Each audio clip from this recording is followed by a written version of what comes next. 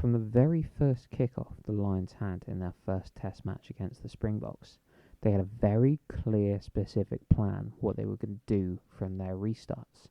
They were going to kick it high with lots of hang time in a very specific area, and as soon as the catcher caught that ball, they were going to be swarmed by the chasing pack who would knock the runner back and go through the ruck, meaning the Springboks were left with very sloppy, slow ball that they had to exit from using a box kick.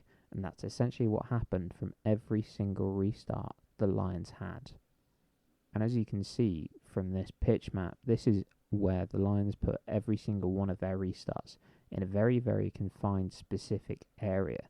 Now, people have been somewhat critical of Quagga Smith for being targeted from these restarts, but I don't think it was Quagga Smith being targeted. I think it was this area being targeted, and Quagga Smith just happened to be patrolling that area most of the time.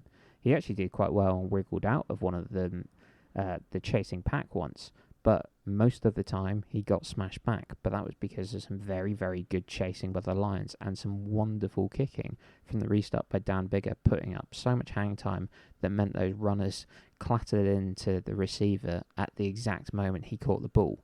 That's not just the important thing. The other important thing is where the Lions got the ball back. And you can see from this restart map where they got the back. The red squares are the lineouts that they got from the box kick exits, and the blue squares are from where those box kicks landed in play.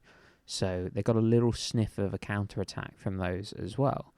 And as you can see, the Lions got pretty good territory from those restarts and from the exits. And this was with some very, very good box kicking by Faf de Klerk. He actually struck them pretty well.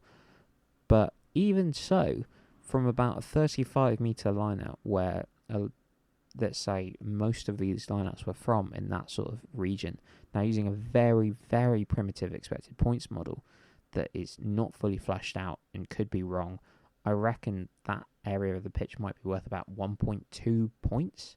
And the team that's got that line out 35 metres out is probably going to score next about 60% of the time. So it is a clear advantage to get lineouts in that territory.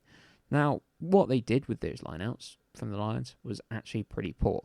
But what they did from the restart and getting the ball back was very good. And that's something I still expect to see going into the second test.